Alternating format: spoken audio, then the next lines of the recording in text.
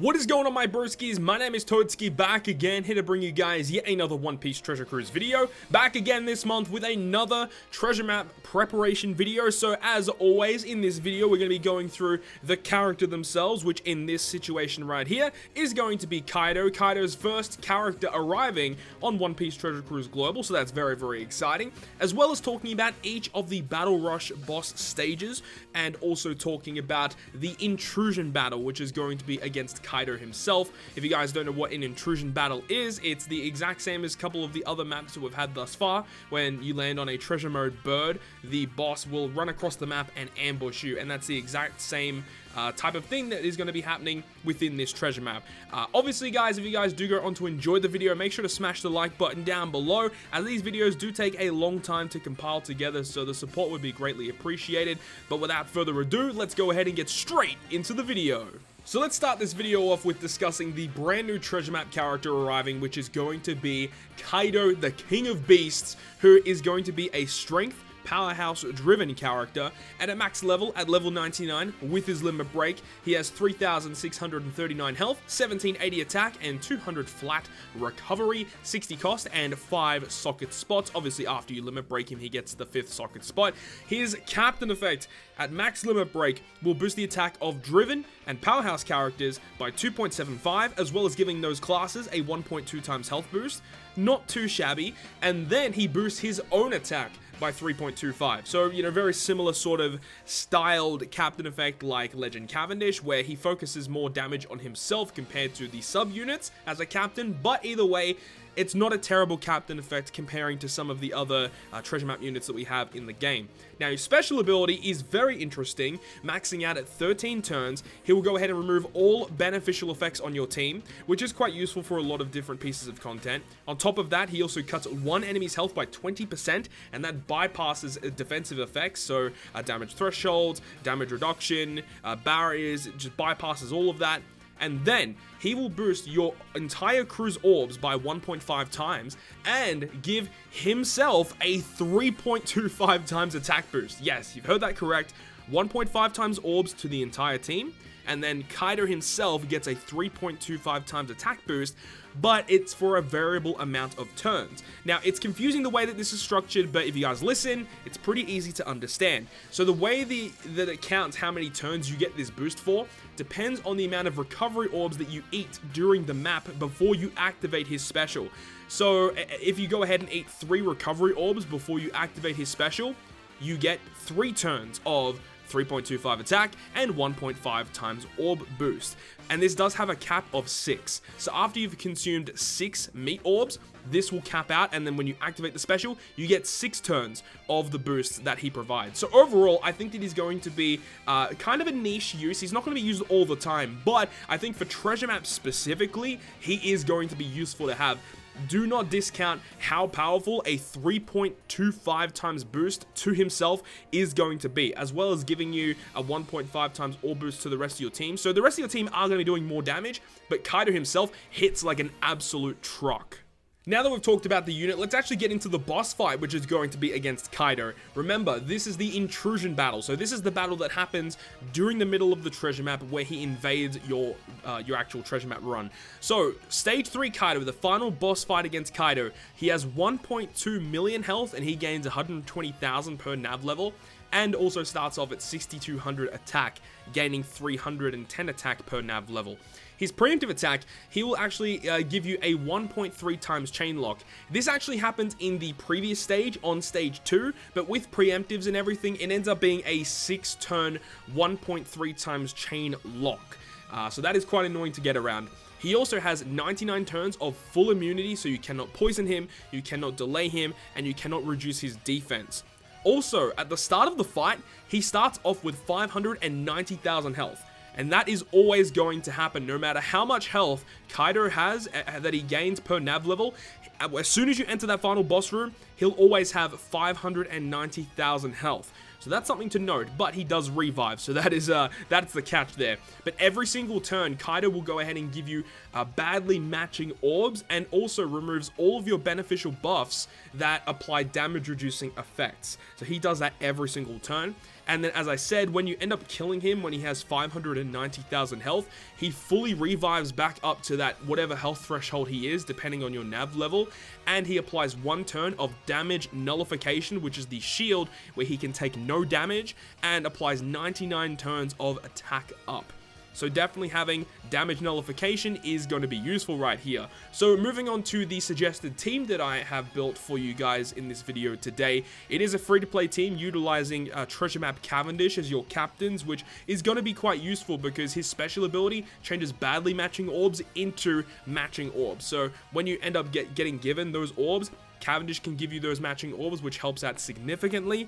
And then you also have characters such as the Raid Blackbeard that you can use his special ability to remove the damage nullification that Kaido gives you. You also have other characters on this team such as Raid Zora and Colosseum NL, which provide more boosts to your team that will just give you more damage output overall. The only thing is that this team might struggle in the later navigation levels, as this team has no way to remove the 1.3 times chain lock, so that is going to be an issue, just in case if you guys were wondering. Also, if you have any type of orb manipulation or beneficial orb enable is going to be quite useful here. If you have Snake Man, he will be a great captain against this fight, as those badly matching orbs will be counted as matching with Snake Man's special ability, and also having a way to remove the damage nullification either through the Treasure Map Rare Recruits or the Raid Blackbeard, or you can bring a damage reducer to tank the first attack, and then you can go ahead and kill him once the damage nullification has expired. Moving on to first of the actual Battle Rush boss stages, we have X Drake.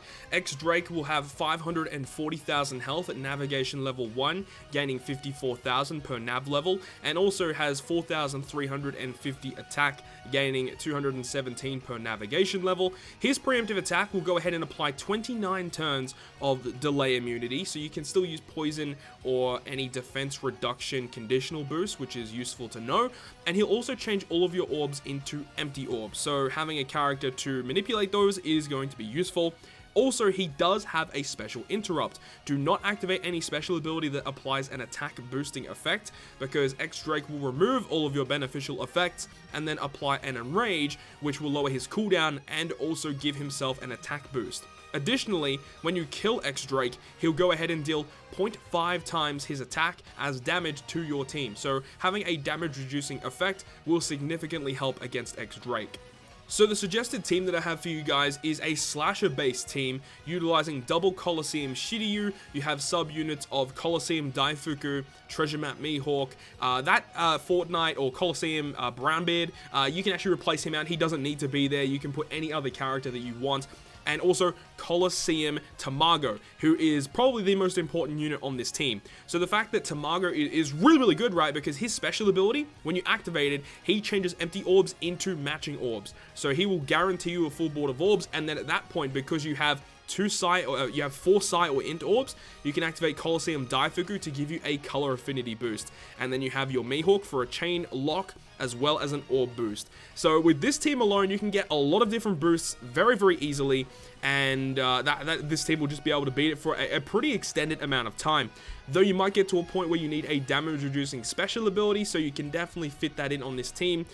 Depending on the situation, I'm not too sure how the interaction works with Tamago's special ability, but I know that he does have a damage reducing ability with his special. But I'm not too sure if you change empty orbs. I'm not too sure if it activates one of his specific abilities upon activation if you get given a full board of empty orbs. So I'm not too sure how that works, but if not, you can definitely fit a damage reducer on this team. The next treasure map boss is going to be against Sheepshead. Sheepshead is a quick unit, and he has 480,000 health, gaining 48,000 HP per nav level, and also starts off with 3,930 attack, gaining 196 per nav level. His preemptive strike will give himself 99 turns of full immunity, so you cannot debuff him at all, and also applies 9 turns of chain coefficient reduction, where he lowers your chain by 0.1 times, which is not that noticeable, but ideally, if you want to get around that, instead of trying to remove that debuff, you can just bring a chain locker, and that can immediately get around the debuff that he applies to your team. And then also he changes into a strength unit. So, you know, if people see Sheepshead and think, oh, he's a quick unit, I'll bring my Dex characters. No, you want to be bringing quick characters because he is a strength unit.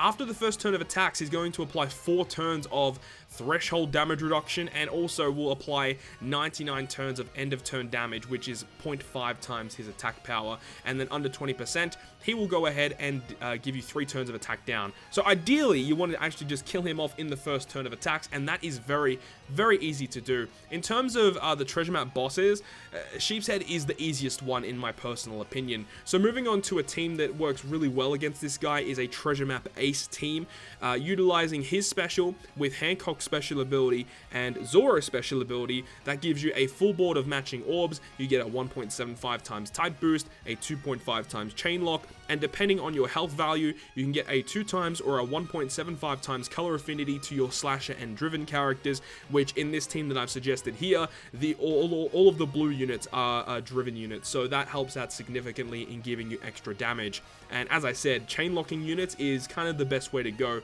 to get around the chain coefficient reduction. The next boss is going to be Doflamingo, and he is a dex character, starts off with 630,000 health, gaining 63,000 per nav level, and also starts off with 4,400 attack, gaining 220 attack per navigation level. His preemptive strike will go ahead and apply 99 turns of immunity, so once again, you cannot apply any debuffs towards Doflamingo. And also with his preemptive strike, he will apply 10 turns of bind to your bottom row. Definitely bringing characters with amazing bind removal is going to be quite useful, and we'll talk about those in a little bit. After the first turn of attacks though, Doflamingo will apply more bind to your units. He's going to apply 3 turns of it to your right side, and also your left column slots will be block, and then you get 3 turns of slot lock. So ideally, once again, as I said previously, you want to be trying to kill him off in the first turn of attacks to get around all of these nasty debuffs. Under 50% though, Doflamingo will apply 3 turns of special bind and 5 turns of defense up. And then under 20%, 15 turns of bind to your entire team. So essentially, when you get him under 20%, you're going to die very, very slowly. So just don't get him under 20%, or ideally just don't get him under 50% either. The team that I'm suggesting to you guys that I've built here is a double treasure map lore team, and by utilizing the special abilities of lore, and then the friend captain lore, and then the pizza time Nami, all of those special abilities are bind reducing special abilities. Trafalgar lore is 2 turns worth, and the Nami is 3 turns worth, and with that alone you can remove all of the bind on your team, and then from there you can activate Big Mom and Shanks' special ability to give you enough boost to take down the treasure map Doflamingo boss very, very easily. Ideally, another character that's really good here is the new rare recruit Strusin from the V2 Katakuri batch, who reduces bind and despair by 5 turns. So with Strusin and treasure map lore, those 2 special abilities alone are able to remove all of the turns of bind, with sockets of course on your team, so that works really well. And as I said, clearing him off in 1 turn enables you to bypass all of the annoying debuffs that he'll apply if you don't do so. Now, the last of these Battle Rush bosses, before we talk about the final boss, is going to be Caesar Clown. Caesar is an int character, and he starts off with a very weird number of 452,840 HP, and he gains on average 45,000 HP per nav level, and also has an attack power of 4,100, and he gains 200 attack per navigation level. On stage 6, there is going to be a dragon character, and when you kill that dragon, he'll apply 5 turns of bind to 2 of your members of your crew, not your captains, but 2 of your units of your crew will be binded, and also 5 turns of attack down to your team. And then when you move on to the final boss stage against Caesar, his preemptive strike will apply 4 turns of immunity. So once again, you cannot debuff him whatsoever, and 3 turns of burn to your team, which deals 2,000 damage per perfect hit, and he makes your perfects easier to hit with his preemptive strike. When Caesar is below 50%, he applies 4 turns of bind to 2 of your units once again. But when you move on to the final boss stage, definitely the new 6+ Neko Mamashi Cat Viper is going to be quite useful, as his special ability is able to remove the attack down and the bind that gets put on your crew on stage 6, as you can see with the recommended team here. If you do not have Neko Mamashi, I would highly suggest bringing a friend captain one, which will enable you to clear it much easier. If you struggle to find friend captain Nekos, then I would probably suggest to take on Caesar in the mid-map to make your life a whole lot easier. So with this team in particular, utilizing the Cat Viper special ability, and then the Aokiji special ability, and then Whitebeards to clear the mob character, as well as giving you your orb boost as well, and then using the Crocodile special to give you the much better captain ability. This team in general is just going to be super duper useful, and we'll be able to clear it for a very, very long time. So I don't think too many people will struggle too much against this Caesar boss fight. And now, once all of the Battle Rush bosses have been defeated, we can finally talk about Treasure Map boss Jack. So on stage 6, before you move on to stage 7, you'll have to deal with the mini boss Jack. This one on stage 6 has 480,000 HP, gaining 48,000 per nav level, and starting off with 3,500 attack, gaining 175 attack per navigation level. His preemptive strike will apply 3 turns of immunity, as well as 3 turns of percent damage reduction, which is the Rainbow Shield buff. And then on turn 3, which is basically, if you try to stall at the percent damage reduction, after it will dissipate, he applies 4 turns of increased damage taken to your team. Also, very, very important to note that when you end up killing stage 6 Jack, he's going to change all of your orbs into either recovery or tandem, and then for 3 turns, he's going to treat recovery and tandem as negative orbs, and then you'll get your orbs locked for 3 turns. Now, what I highly suggest here is to bring a character that can provide beneficial orb enable, so that when your orbs get changed into recovery and tandem, he cannot apply the negative orb enable on your team, because if you have a beneficial orb enable, you cannot have a negative beneficial orb enable. So this is one of the best strategies for taking on stage 6 of Treasure Map Jack. So once stage 6 has been taken care of, you guys will be moving on to stage 7. Now this is the final boss. He has 1.2 million health, gaining 120,000 per nav level, and also starting off with 6,800 attack, gaining 340 attack per nav level. His preemptive strike will apply 3 turns of attack down to your team, and he cuts your health in half. This is where V2 Katakuri is going to be quite useful, as his special ability obviously will get a nice chunk of damage output here with that health cut. When Jack is below 50%, he's going to recover back to 50% of his health. So in a hypothetical situation, if you get him down to, let's say, 30%, he heals back up to 50%. So he doesn't go like back up to full, which is quite nice. And he does have a special interrupt. So when you activate any special ability that switches your orbs around, he applies 5 turns of negative orb enable to all colored orbs, and then changes your orbs to badly matching. So essentially, you just get a full board of negative orbs, and that's not really that nice, but there are ways to get around it. Also, when you get him below 20%, he's essentially going to kill you. He does 110,000 damage to your team, so do not get him below 20% if you want to survive.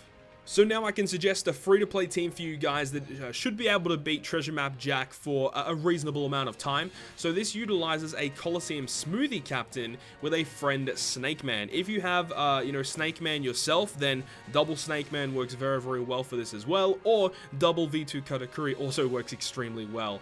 Just depends on your situation, of course. And also running as a sub, we've got the Treasure Map Gear 4 Luffy, as well as Treasure Map Jack, as well as Raid Sanji, and Coliseum Neptune. So the way that this team is built on stage 6, when you enter that room, Jack has the percent damage reduction. You can use the Treasure Map Jack, and he will remove 2 turns of that, and then you can wait 1 turn, and then you can end up killing Jack. So that's really, really nice that you have him available for this team. And then on the turn when you want to kill stage 6, make sure to use the Smoothie special ability, because she applies 1 turn of beneficial orb enable to your powerhouse and slasher characters. And by activating that, it means that the orbs that you get given will not be treated as non-beneficial with the ending ability of the Jack boss. And then you can move on to stage 7. So the way that this team will deal with stage 7 is you can use the Neptune special ability to give you the orb boost and removes the attack down on your team. You can use the Snake Man special to make the orbs for your team count as beneficial, and that's going to be important here, because when you activate the Treasure Map Gear 4 Luffy to get your color affinity, he does manipulate your orbs, and the fact that you already have a beneficial orb enable from the previously activated Snake Man, it means that the badly matching orbs that he gives you will be treated as beneficial, which is very, very nice. And then you can activate the Sanji special ability for a 2x attack boost, and this team should be able to deal a lot of damage towards Jack, and I don't think this team will have too much trouble, even in like reasonably late treasure map navigation levels, I feel like this team should be able to beat it relatively easily. So now, just recapping all of the free-to-play teams that I have suggested to you guys in this video. If you guys are looking for more pay-to-win teams, I will be posting the teams that I have built down below as a pinned comment once I have constructed them. As of me recording this video right now, I have not built my personal teams yet, and then I'll have to wait until after I pull on the Treasure Map Sugo Fest for me to determine what my teams are going to be looking like, of course. So once I do my pulls and I have constructed my teams, I'll post a link to my Twitter, where I'll probably post it on Twitter, to my personal teams if you guys are looking for that. But here we go. This is all the free-to-play teams that I have suggested and discussed in this video. Obviously, there are definitely replacements for every single character here, depending on what type of characters you have in your character box, and also, you know, depends on what characters you own that are, you know, either legends or rare recruit characters, and you can make these teams much better depending on the characters that you own on your account. As I said earlier, if you have Snake Man or V2 Katakuri, the fight against Jack is going to be significantly easier for you, as well as the fight against Kaido. You'll be able to get a significant amount of damage output utilizing either V2 Katakuri or Snake Man as your captain for that particular boss fight. Additionally, the Treasure Map Kaido unit is actually a 1.35 times point booster in his own treasure map. So once you actually get a copy of Kaido, I would evolve him and put him on one of your teams. When you have him at max limit break with his buffed captain ability, I would actually suggest running him as a captain, depending on what units you have. If you have characters like Rare Recruit Strusen, which can help you reduce the bind against Doflamingo, you could run characters depending on the situation, you can run characters like Law as a sub and Strusen as a sub, and then have Kaido as your captain. Obviously, Kaido doesn't boost Treasure Map Law, but, you know, Law is just such a useful unit for that particular boss fight. You know, there's just so many different ways that you can be running these teams, but all of these free-to-play teams seem really solid. The only one that I would be worried about personally is the fight against Kaido, because there is no way on this team to reduce your turns of 1.3 times chain lock, and that's for 6 turns. So there isn't a way to get around that with this particular team. So if you have just more firepower on your team, that will enable you to clear it much easier. And that just about does it, guys. I really hope you guys have enjoyed this video today, and if you guys have enjoyed it, make sure to go ahead and leave a like. And if you want to stay up to date with all of the content I post on my channel, including more One Piece Treasure Cruise content, make sure to hit the subscribe button down below. But other than that, guys, I will see you guys within the next video.